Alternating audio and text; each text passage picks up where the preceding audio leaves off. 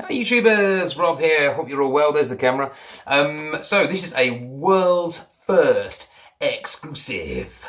How to basically get sediment out of your bottle and how to produce bottles like this. Look at that. Beautiful. Beautiful. You can give those to your friends without that kind of normal disclaimer. Make sure it's stored up like this. Don't lay it down in the fridge. Make sure you leave like this much in the bottom. All that stuff, forget about it. You just hand it over and say, enjoy the beer.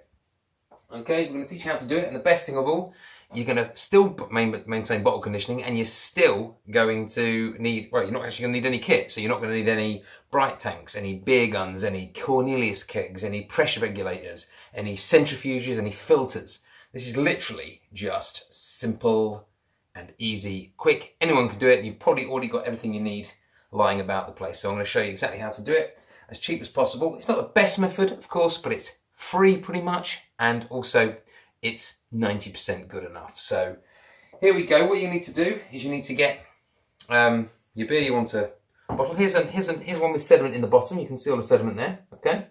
And this is a different bottle to the one I just showed you, which was here. Okay, this is home brewed. You can see that's not a Morelands one. That's my speckled hen there that I brewed recently. And the same with this one, which has just also been in the freezer. So the aim here is to get these down in the freezer. It doesn't take long. You don't need long to get them nice and chilled. Okay, you can start to see it's got all that condensation on the front there. You're also at the same time going to put another bottle in, the bottle you actually want to transfer it into. Put a bit of star san in, and again, you know, you don't want it to freeze. If it does freeze, just pour star san in, wiggle it around. Okay, the idea is you want a nice little coating of water inside here because it makes it smoother for the beer. Okay, so two things: freezer to make sure that the I'm going to look over here. Sorry, I should be looking here, but I'm going to look over here. So the freezer drops it, so the carbon dioxide absorbs into the beer, and then we've got the water kind of making sure that there's no little etches and notches and niggles that can cause what they call nucleation, which is basically where the CO2 gets pulled out of the beer. So where you have little engraved bits at the bottom of lager glasses, you'll see that. So you pour it on, and you see all the bubbles coming up from that. That's because of the nucleation. So I've been doing lots of reading, all sorts of things. I've never seen anyone actually solve this problem, so hence it's a world first exclusive. I'm going to show you how to do it. All we're going to need is, as I said, a cap, because this is going to become your new thingy. Put some star san in it, of course. I've done all that bit already. Two methods. There's the really, really easy method, and there's the slightly more complicated method. I'm going to show you the slightly more complicated method. So really what you do is when you bottle this, if you know that you're going to do this transfer, okay, and you know you're going to want to get it off the sediment, fill up a little bit higher than you normally would. So actually fill it up to just below the neck, or before the little kind of cap lines. There's the cap goes on there, there's another line just below there. If you can fill it up just a bit further, I've not done it on this, but next time I'm definitely going to do it.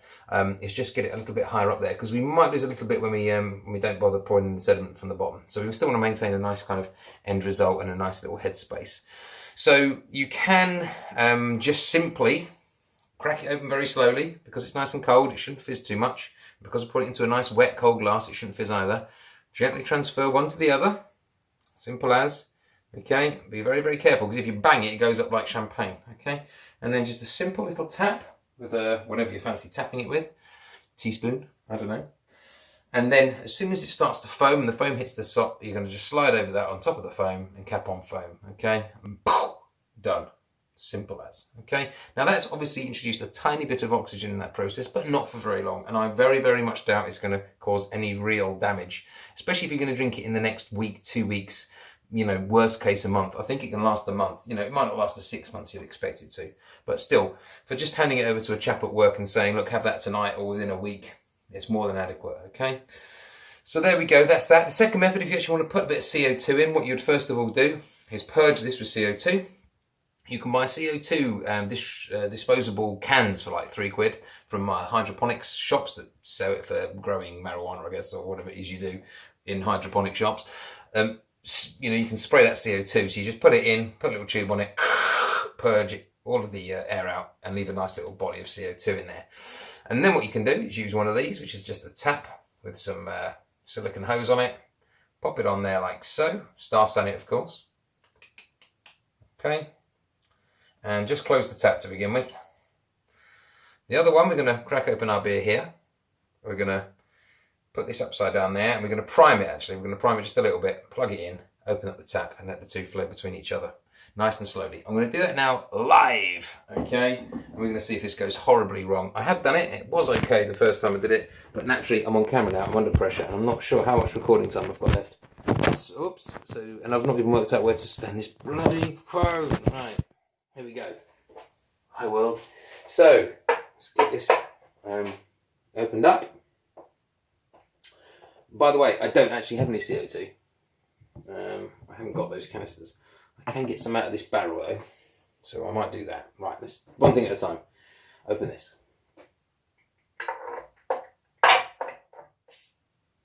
Nice and gentle. Nice and gentle. There you go.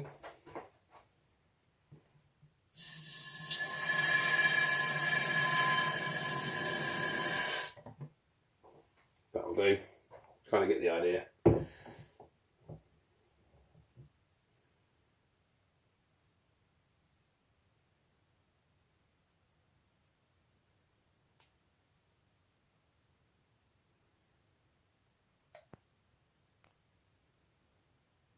Okay,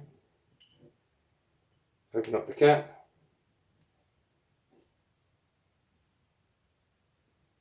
You can start to see it's flowing in there, so I'll just keep going with this. Now obviously the CO2 is glugging back as it's replacing the beer.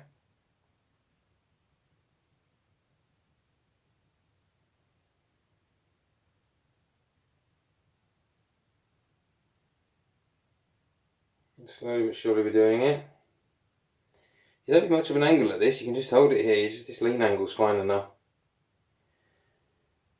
In the perfect world I would have got down a little bit lower right now, just to make sure I can see the sediment. Make sure I don't get any in at the bottom. This is just a standard pour like you would do into a bottle.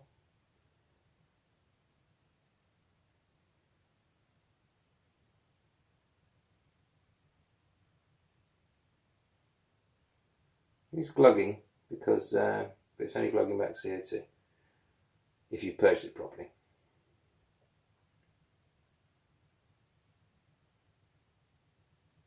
Nice and smooth there. You can see it's not getting too agitated. It's quite a happy beer in there. Not much foam at all forming.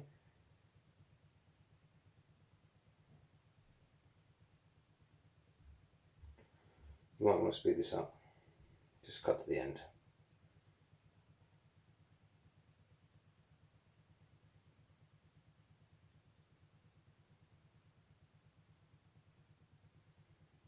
Now I might be a little bit short on headspace at the end of this, we'll have to see. Because obviously I hadn't really expected to do this, I've only just worked this out as a solution.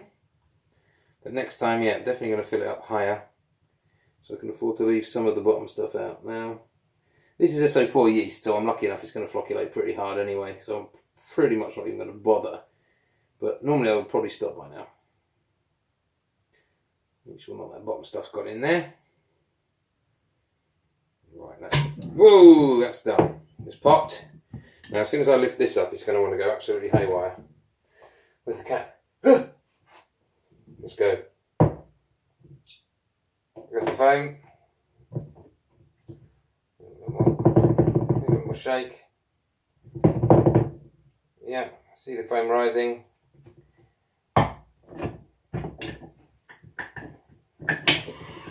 It smells delicious.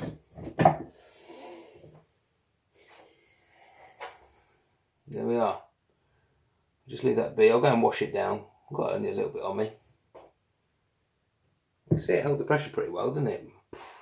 And then there's the sediment in there, which will stay behind. That doesn't go to my friend at work. And that is how you do it, guys. So maybe you've learned something, maybe you haven't, maybe I'm nuts, maybe there's loads of problems with that you've seen, I just don't realise, but I think it's pretty good. So, you know, there's your world exclusive.